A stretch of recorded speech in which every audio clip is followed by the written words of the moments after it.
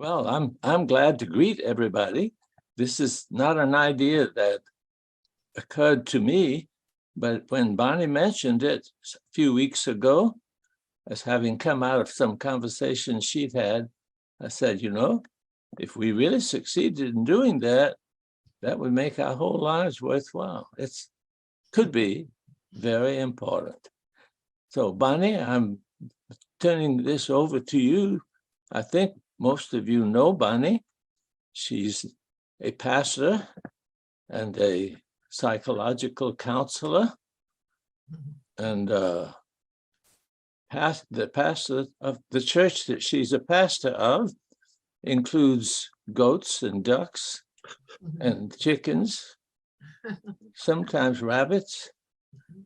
We worship with the animals.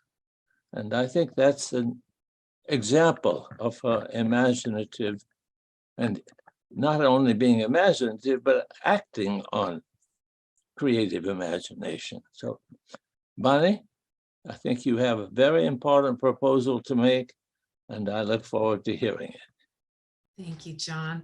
Thank you, everybody. Thank you, Charles and Richard and everyone for coming. And it's wonderful to be with you. I think we can just begin by remembering Margaret Mead's words. Don't think a small group of people cannot change the world. In fact, it's the only thing that ever has. And it has been my experience, both as a pastor and as a counselor, as a grandmother and wife and mother and just global citizen, that we are witnessing a time when the power of the family as a unit has truly been compromised, and people don't have as much love and support from their families that they need. Now, there are all kinds of small groups that get together to deal with many different kinds of problems, but we don't know of any that deal with the earth crisis. And John Cobb wrote this wonderful book that's going to be coming out next year, Confessions of a Disciple of Jesus. And we have been talking about how we could create a program or a book that would be helpful for people of faith. And then I think it really became clear to me that as a Christian, but as a Unitarian Universalist, a very interfaith pastor, I really feel called at this time to create small groups where everyone is welcome, whether they're Hindus or Muslims or atheists, whether they are spiritual but not religious. And John has taught many of us this in the course of his working on as an environmentalist and a philosopher, as a theologian. He has modeled what it means to work with people at many different kinds of people, many secular people, non-religious people, as well as religious people.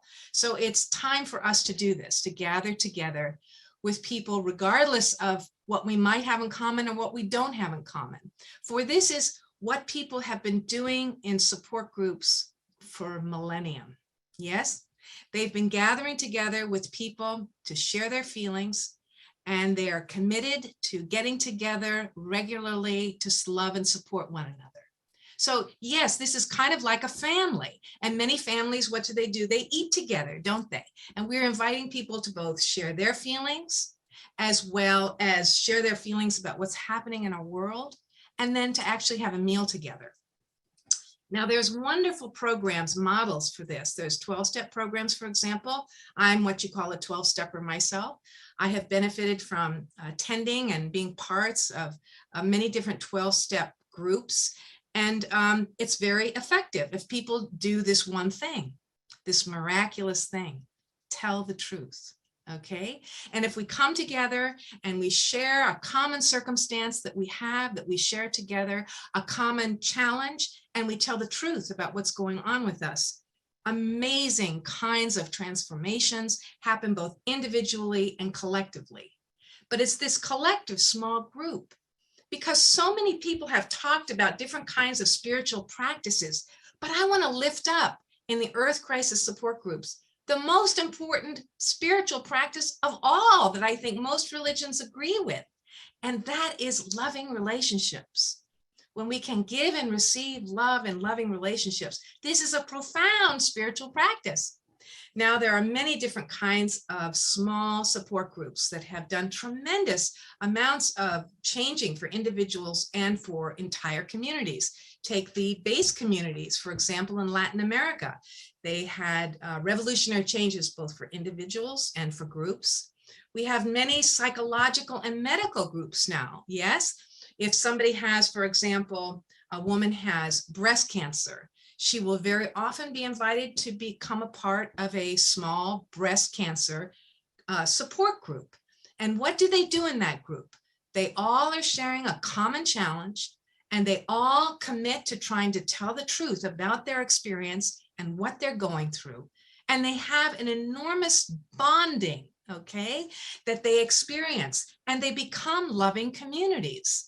Now, some people in a breast cancer support group might die within a few months, and some may retain these relationships and end up going into remission and having their cancer cured, and they have benefited from the program as well. And regardless of what happens to all of us in this planetary catastrophe that we're living in, we will all benefit for closer, more loving, supportive relationships.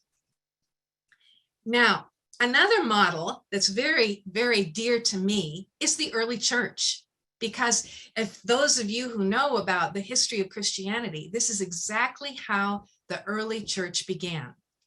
Okay, and it was Jesus, who was a Jew, who did the work and invited others to do the work of being hosts and hostesses, not to just other Jews or then what became Christians, but to all people who were in need. And that is exactly what these Earth Crisis support groups intend to do.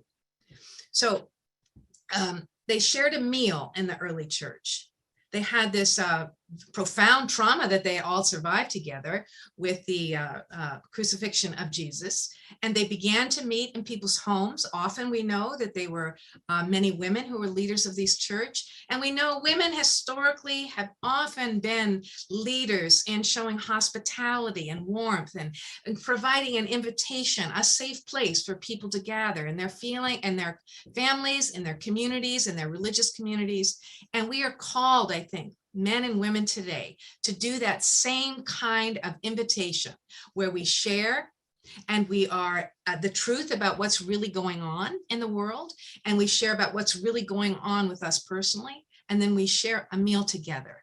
Because there are two kinds of mountains that I think that these Earth Crisis support groups plan to invite us to climb. One is this big mountain of sharing our feelings. And if you are like me and did not grow up in a family that shared their feelings, I want to just assure you that there's many of us who've come to this very late in life. And what I have discovered is that when I'm around other people who are bravely sharing how they're feeling or sharing about what's going on in the world, it's like a contagion, and it becomes easier for me to do the same. But sharing our feelings is not an end in itself. There's a second mountain we need to climb, and that is telling the truth about what's happening in the world. Now, there's been all kinds of new wonderful research about how people can heal from trauma. And scientists tell us new pathways in our brains can actually be forged. So we have so much potentiality that we are not at all aware of as a human family. And we have no idea how telling the truth about how we're feeling and about what's really happening on the planet, we have no idea what could happen from these groups. Now, every crisis is an invitation to grow. Yes, I'm sure you've experienced this in your life. I know I have. It is an invitation to live our lives differently. And we are much more resilient as a human species than I think most of us are aware of. So whether we die very soon, because none of us know when we're going to die, or if we have a long life ahead of us, regardless of that, we can have more close, loving relationships. So we are inviting you to do something very simple. You can be a leader, or you can ask to join a group. And we hope these are in person, but if you are, where you cannot be because you are quarantined or whatever, we've learned during COVID, we can change our life dramatically, very quickly.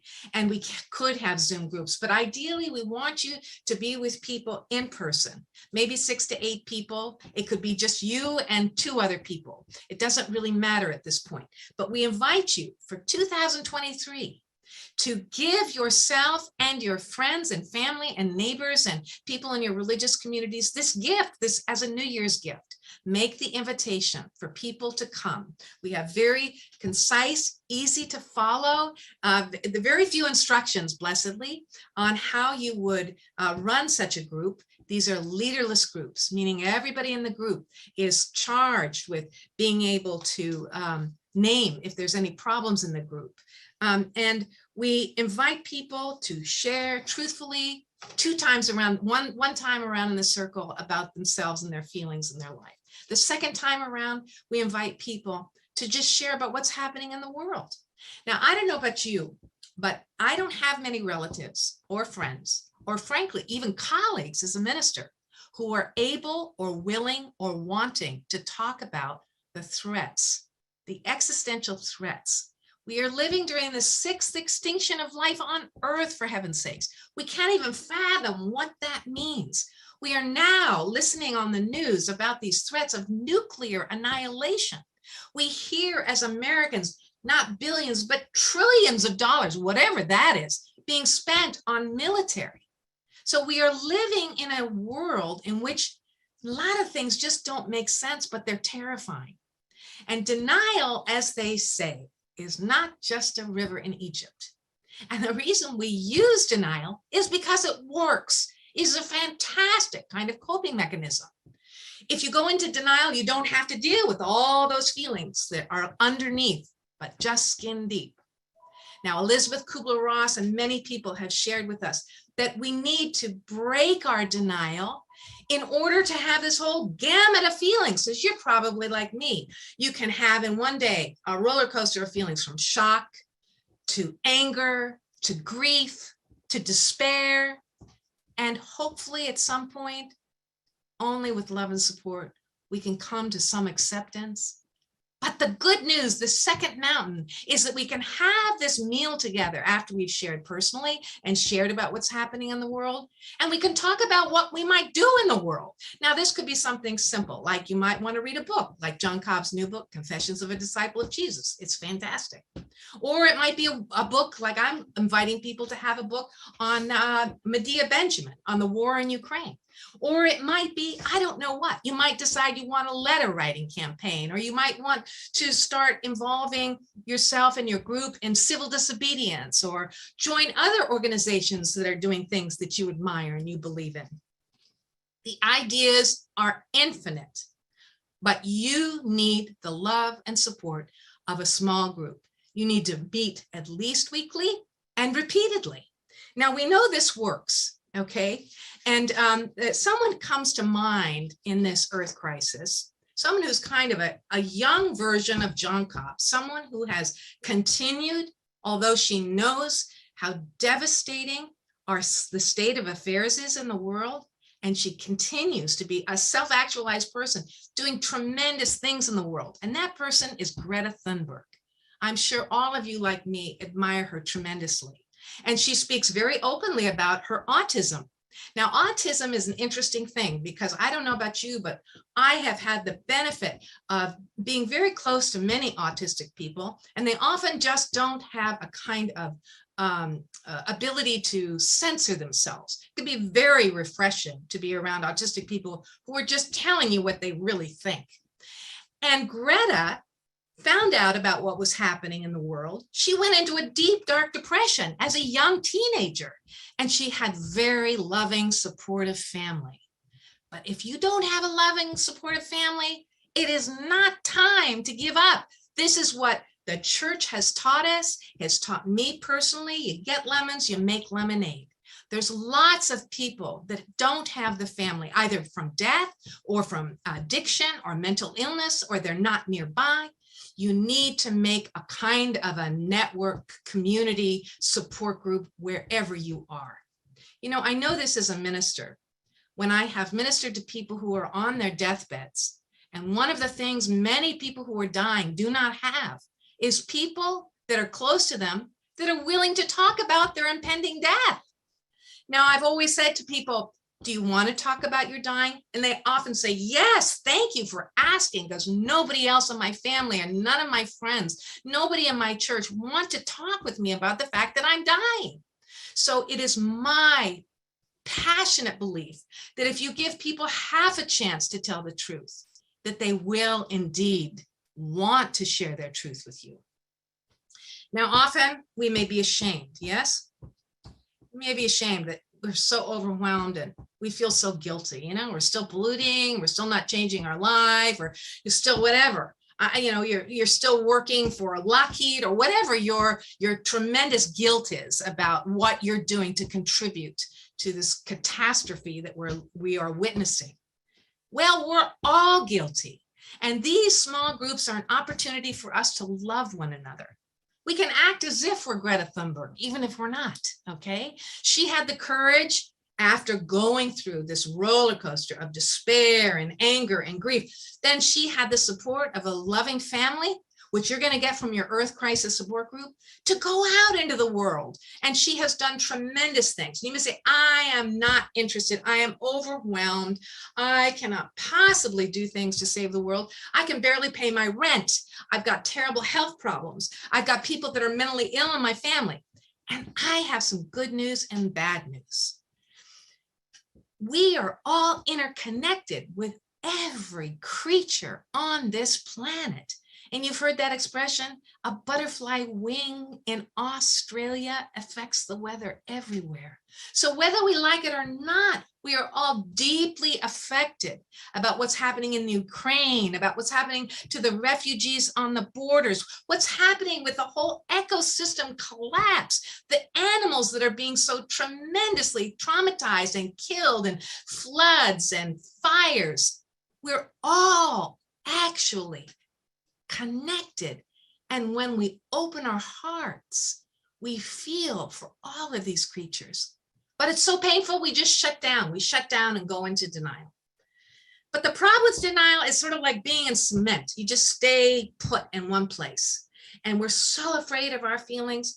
It turns out, if anybody gives you an invitation to express your feelings, you know, it turns out that they're not nearly as bad as you thought, because they morph into one another. So you might be angry for a while, and then you go into despair, and then you go into shock. It's kind of a revolving kind of invitation. You just don't want to be stuck. The truth sets us free. This is what religion has taught us. 12-step programs, psychological and medical groups all do the same thing. They meet with a small group of people who share the same circumstance, and we are all in this shared circumstance right now. And they tell the truth to one another about what's really going on with them. But again, that's not the end of the story. Then they can share coping mechanisms of what they can do to become more active in the world. So this potluck is very important. You know, our suicide rate is skyrocketing. People's addictions are skyrocketing. We have so many people that are in so much despair. But I'm here to tell you, as someone who has benefited from counseling and benefited from loving relationships, and someone who provides counseling, the talking cure works. It works. That's why we use it. You know, when we talk to people, we can get stuff out, and we begin to understand about what we're going through. Now, because we're all guilty, and because we've all contributed to this crisis in ways that, you know, we're conscious of and ways that we don't know, we need to be able to have a lack of judgment for others. And one of the things that I think will be really important for these Earth Crisis support groups is for people, for example, depending on your number, you'll have a timekeeper. People will be invited to share for 5 minutes with no crosstalk. Nobody's saying, oh, but this or that or that. You just get to talk. And that is freeing in and of itself. Okay, but if you have nothing to say, that's okay too. But we're going to just give you that 5 minutes or 10 minutes or whatever it is, depending on how many people. And we're going to sit and be with you in silence. And this can be more powerful than any words can express. So we can have faith that being together, creating community, committing to loving, supportive relationships with one another is profoundly transformative and healing, and has been the very thing that people throughout history have done. We can provide you lots of support. I know I speak for John Cobb, and I are very committed to this program, and we will help you join a group. We will help you lead a small group as far as being the person who gets people together. We can open it up to a conversation if you have questions. I'd love to hear from you, what you think of this idea. And let's just open it up and hear what you think. If you'd like one of these in 2023, if you think it would be valuable, and how you feel about this this gift of 2023 that John and I are giving to you. John, I think they've highlighted you. Would you like to say anything? Well, I already made a very simple statement that I'm not in despair. I have. Is it too late? Well, it's too late for a whole lot of things, but what we do still makes a difference. It can make a huge difference. And I may later on talk a little bit about my experience in talking about and wanting to talk about and wanting to discuss, and how very, very few people have been willing to share. And I think Bonnie understands why there are so few who want to talk about something as desperately important. And when they don't talk about it, when we don't talk about it, in spite of the fact that we know, nevertheless, our actual planning, our actual politics, our actual religion is very little affected by the fact that we may be the last generation.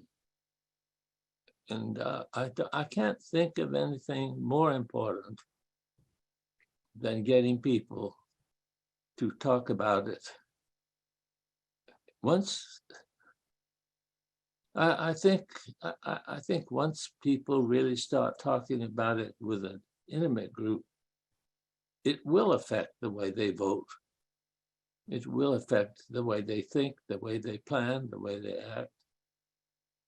And that's why I said it could be. I mean, of course, we may fail completely. You know, I'm accustomed to trying things that fail, but that doesn't mean you don't try. And if it works, if we really could get thousands, tens of thousands, hundreds of thousands of people to meet in groups of this kind, I think Congress would be a different kind of organization from what it is. So, actual meeting. Most gracious God, you who love all the world and every creature individually, we thank you that you love us, not depend on what we do or think. Help us to love one another, including those whom we think of as our enemies. Bless us in our new venture. Help us to be constantly open to your guidance. Amen.